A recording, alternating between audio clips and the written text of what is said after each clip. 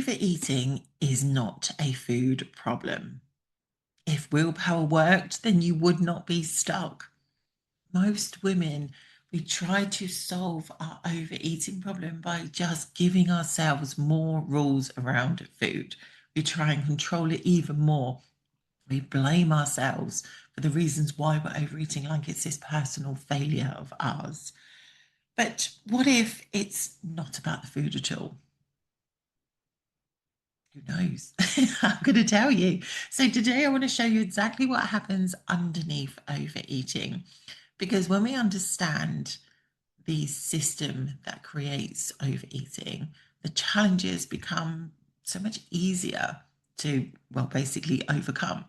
And the changes that we're looking for then become possible without them being forced, without relying on willpower or this mysterious motivation that we're all so desperately looking for, but never seems to turn up. I'm Julie. I am a women's wellbeing coach and personal trainer, and I help women build habits that fit your real life, not the fantasy one that health culture keeps trying to sell us. This is where we untangle the noise, rethink what healthy actually means, and make doable, calm changes that are genuinely yours, not someone else's.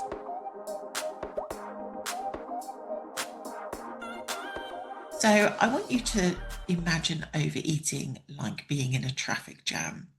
Most people just sit there and shout at all the other cars, the drivers at least. It's not necessarily the car's fault, but we're shouting at the people driving these cars, right? Why are you even here? Why are you driving like that? Why don't you just move? Why can't people just drive properly? And just my luck, of course, there's a traffic jam. I've got somewhere that I need to be. But the cars or the drivers aren't actually the problem. What you're seeing is just like the consequences of something that is happening further up the road. Overeating is just the consequence of that thing that is happening up the road. The overeating is the traffic jam, it's not the cause of it. And the food is not the reason you are overeating. Again, overeating is the consequence of something that is happening further down the road. So we're going to stick with this car ragey theme. Let me share with you the 3 roadblocks. So roadblock 1 is about emotional soothing. I have a whole course of this inside Healthy But Human, but I'm going to run through it in a quick and simple way so you can see how our emotions are linked to how we are overeating, right? So there might be an accident up ahead. These are your emotions. Something is happening ahead of you, or in particularly right now, that is causing this thing to happen, this traffic jam to happen. Maybe it's stress, maybe it's sadness, maybe it's like boredom. Maybe it's just exhaustion. Maybe you're tired. And then we have invisible load. This is where, as women, we have all of these things that we have to think about. Now, I don't know about you, but I am constantly thinking about all the things I have to do next, right? Is the washing done? Do the kids have school dinners? Do they even have school uniform? Do we need to make the packed lunch? Is the front room tidy? Is the bathroom tidy? Is the washing up done? Do I need to go do the shopping? What do I need to do next with work? What after school things do I need to think about? What activities do we need to be doing? How do I need to pack for this holiday that we're going on? All of this is just this constant load, constantly thinking. And then we suffer with something that we call decision fatigue. And this is where we've just completely run out of mental capacity to actually make a decision that benefits us because we are so busy thinking about everybody else. Again, that's an emotional load that we have. That's not predominantly, that is a lot of where this emotional soothing sort of like comes in as well. And then we have these hormonal shifts. Perimenopause, anyone? Polycystic ovaries, thyroid disorder, tick, tick, tick. All of this becomes an emotional challenge as well. So if you have been holding everything together all day long, food just becomes an easy detour for you to take. Food is emotionally soothing. Now, I don't know about you, but I am a 80s and 90s kid. Food was used to stop us from crying. Maybe it's still used now, I'm not sure, but it was very much used. You go to the dentist and you'll give you, or at least you used to be given a lolly when you finish the dentist and then told to look after your teeth and not eat sweets. The irony of it. But we are giving food from such a young age to soothe that annoying child, to soothe that tearful child, to stop that child being an inconvenience to us. Okay, so the child wants something, it wants an emotion kind of satisfied, and it's given a lolly. The dentist is scary, have a lolly. Do you see? So we have been conditioned to want food to replace these emotions instead of being taught how to deal with these emotions. And this isn't a weakness at all. It is conditioning, but it's not a weakness. It's definitely something that we can unlearn. And the thing is, we do it because it works. We emotionally eat or we use food to emotionally soothe ourselves because it works. Because if it didn't, we just wouldn't bloody do it. Like anything. If it didn't work for us in some way, shape, or form, we would not do it. It doesn't matter how detrimental it is to us. If it works, we will do it. Okay. We can, think about any substance abuse that you can think of. If it didn't work, then they wouldn't do it. Food is no different. Not that I'm linking food, emotional eating to substance abuse, but the principles are the same. We do things because it makes us feel better, right? And we think it's take a slight detour. This is self-sabotage at its like peak. It's like we want something, but we're fighting with ourselves because that thing that we want might not actually make us feel better, but staying where we are and doing what we're doing does make us feel better. It doesn't matter how detrimental it is to us, we'll keep doing it. Back on track.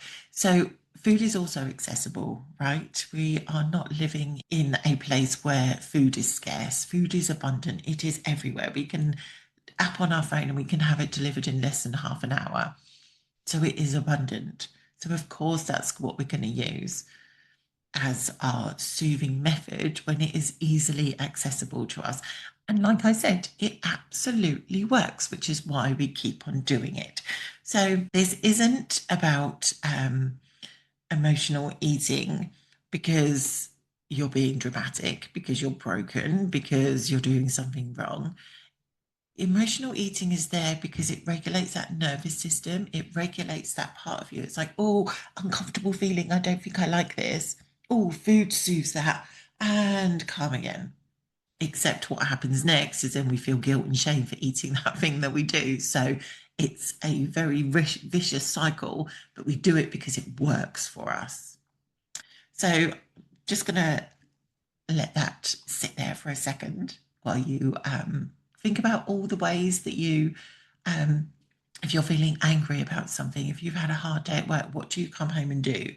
Do you detour past the shop to grab that, I don't know, chocolate bar? Not that there's anything wrong with chocolate either, but what behaviors do you do after you're experiencing a uncomfortable emotion? What is it? I know mine is when I'm bored and I'm watching telly and I feel guilty that I'm watching telly, but I don't really want to do anything else. So I go for food to like soothe that guilty feeling because apparently I'm not allowed to sit there and relax in the evening. I have to be constantly doing, doing, doing, doing. So that's my kind of danger area, I'll call it, for emotional eating, for soothing my emotions. Okay, so roadblock number 2. This is about physical restriction. Imagine you're in this traffic jam and it's building up and it's building up and everybody's getting annoyed, but you're slowly creeping forward. What's happening? There is a lane closed, and now everybody has to merge in line. It's creating a problem for everybody back down the road. And this could be that you have skipped a meal. Maybe you ate too light because you're only eating what you think you're supposed to have because this plate looks like it should be enough for me because this is what I see everybody else eating. Perhaps you've ignored hunger, or maybe you're just trying to be good. These are your lanes closed. And again, the consequences of this back down the road is that you're just bloody hungry. But we don't view it as being that. Because we have physically restricted ourselves, it's creating a problem back down the road, because your body has it has many jobs, but its ultimate job is to keep you alive. And in order to keep you alive and your heart beating and your brain working and your muscles moving, it needs to have fuel. And if it doesn't get that fuel, guess what happens? It's going to make you try and have it. So the more we restrict on this, the more that traffic builds up, the more we are likely to overeat. So how do we solve that? Well, we eat more regular. We trust our own body's intuition once we learn how to listen to our hunger and our fullness. And we trust that our body does actually know what it's doing, because it does. It's very innate in every single animal on the planet, but we have learned to override this skill. So we do need to relearn how to do it. But the body doesn't negotiate with you with these things. If it is hungry, if it needs fuel, it will make you eat. It will compensate for that. It will create a situation where it is causing you to eat, in particular, overeat on all of that food that you don't particularly eat. Nobody went for a nice, delicious salad when they were hungry. What do we go for? We go for all the high energy, quick energy foods. This is what it's doing. So it's not an overeating problem. The problem is you haven't eaten enough previously to this point. Does that make sense? That makes sense. I know it makes sense. We've all been there. So overeating at nighttime often starts in the morning. We're skipping breakfast. We're not eating enough breakfast. Maybe it's not filling enough. Maybe we need to include more protein and fiber into it so that we're actually satisfying that, so that we can go a good couple of hours until lunchtime and not feel like we are constantly thinking about food, right? We've got that food noise because we are not fueling our bodies enough. So snacking or overeating at nighttime might just be this delayed response for the morning, because it's managed to kind of crack on because you've had a busy day, you haven't had time to stop, and then you sit down, you're like, fuck, I'm hungry. What can I eat? I need something really quick, really fast. I'm going to go for XYZ that's in the cupboard that is going to give me some sort of energy crash in about 2 hours' time, or we're going to get a takeaway, whatever. Again, nothing wrong with a takeaway at all. We just want to be aware of why it is that we're doing it and being conscious, or like choosing consciously that that's what we're doing. So it's not a lack of control. It is this delayed response from during the day, maybe even during the week if you are being good during the week. And then Roadblock 3. These are again related to diets and restrictions, but this is diet rules. This is the psychological restriction, because I don't know whether somebody has ever said to you, don't do that. What do you want to do? You want to do it. Don't press that red button.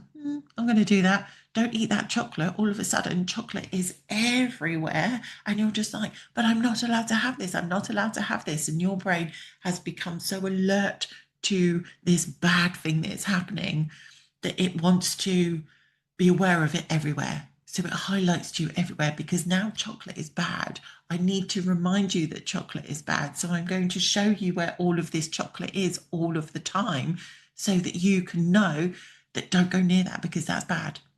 Except it's not bad. It's like created this kind of false, what's the word? Danger to this thing. So now you want it all the time because you actually want it, but you've told yourself, or these diet rules have told you that this is bad.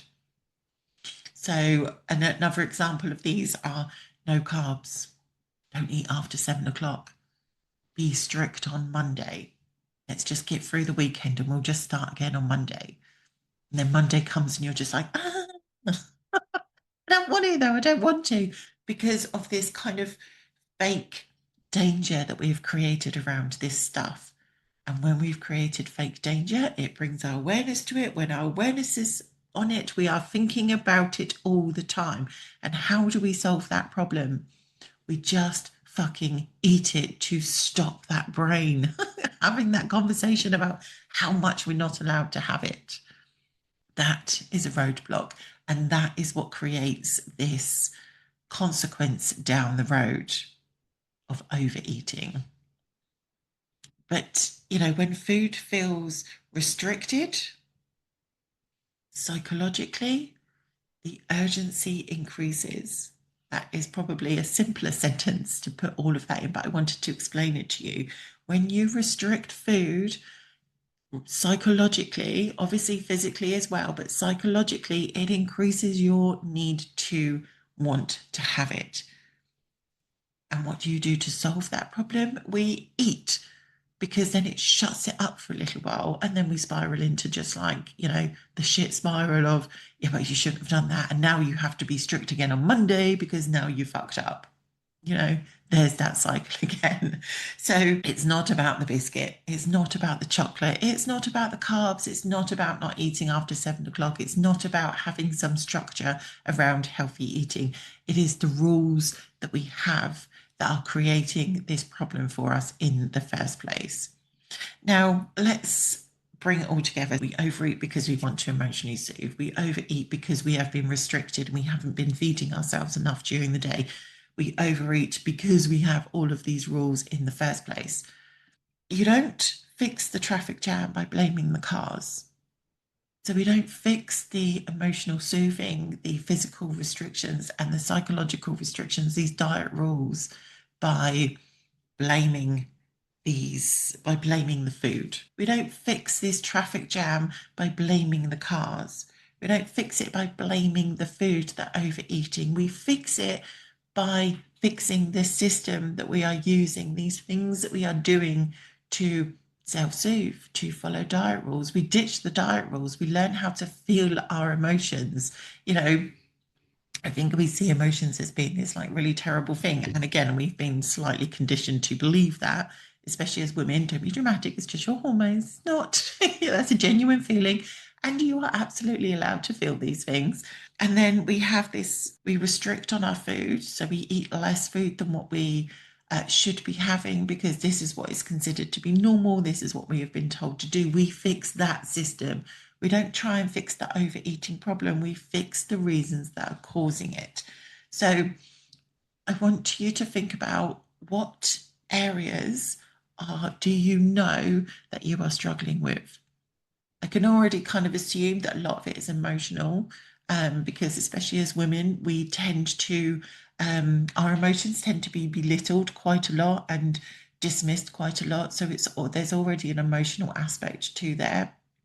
Have you created so many rules that your kind of funnel that you have, the like road that you have to go down is so bloody tiny that you literally have no wiggle room at all? You're just trying to navigate this tiny little path because all of these rules are there. And what are causing you to kind of panic about this? If you ditch the rules, what would happen if you ditch the rules? And I know what we all want to say, that our overeating would just turn into this kind of chaotic thing, but it's not. The overeating is the consequence of already having all of this structure around us. When I say ditching the rules, this is not about ditching the idea of health. This is not about ditching the idea of what healthy eating looks like or how much exercise we need to be doing to be healthy. It's not about that. It's ditching the rules around it. It's ditching the idea that we have to be doing it this particular way for it to be right. And trust me, the only right way for you to do this is your way, is a way that fits in with your life, not the other way around. You can be given a plan. I could give you an exercise program, I could give you a meal plan, but ultimately, I'm giving you that because it fits in with my version of what you should be doing, not your version of what you should be doing. My version, or my training's version of what people should be doing. But what I want you to do is create these rules, if you want to call them that, this structure around what healthy looks like for you. And what does healthy eating look like for you? What does creating a exercise habit look like for you? Because we're told all of these things, but we don't have to do these things. We can just make it work for us, because we are a human being with human being brains, and they think, and they are very clever thinkers, and we do know what's best for us. You know what's best for you. But all of these rules and restrictions and all of this information that we have available for us dampens down what it is that we believe that we can do. We stop trusting ourselves. And this is what we need to do again. So, and this is exactly why I teach inside Healthy But Human. We start to untangle those rules. We don't start with control. We start by understanding the reasons why we do things the way that we do. What in our life, what have we been taught about ourselves, about health, about rules, about food, around diets, around exercise? We dismantle it all and then we rebuild it so that it works for your life. So we are essentially opening back up that motorway so you have a nice, easy path to wherever it is that you're going without, not that I'm saying you won't reach these roadblocks, you absolutely will, but you will know how to work your way through them, not just sit there and wait for somebody to tell you what to do. So we don't have to shout at the cars anymore. I mean, we shouldn't do that anyway, right? Everybody's living their own lives. We shouldn't be. Yes, I was the queen of road rage many, many years ago. So I've calmed myself down. Now I just think, well, obviously they're in a hurry to be somewhere. So, it's fine. Let them do them. That's literally the sentence that I say whenever I'm sat in the car. It's like, let you do you, boo. So you are not broken. You are just responding to something that is happening within you or around you or something that you have been taught. And now it's time to just let it go. So if you are interested or if you want to, I'd say burn down the bridges. That's not what I mean. We're not burning down the bridges. We are not dismantling the idea of what healthy looks like. We're just making it work for us as women, as human beings, without all of the kind of bullshit rules. And will you keep some of these rules? Yes, probably. I kept some of mine, but because I want to, because it made sense to me. So if you are interested in joining a Healthy But Human, I will leave the details below. We aren't ditching the idea of what a healthy looks like. We are not ditching exercise. You will not go absolutely wild because you don't have these rules.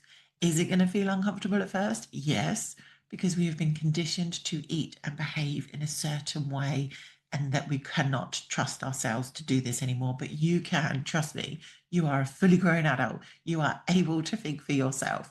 So we start by dismantling those rules, those expectations, the reasons, we understand the reasons why we do things the way that we do. And then we start to rebuild ourselves and we start to rebuild it in a way that actually fits our life. So if you're ready, hit the link below. It is on a birthday offer at the moment. So jump in there quick because once February is done, the price will go back up. I know, I'm sorry. And yeah, I hope to see you inside. Let's dismantle those rules and let's start thinking for ourselves. And that is it for me today.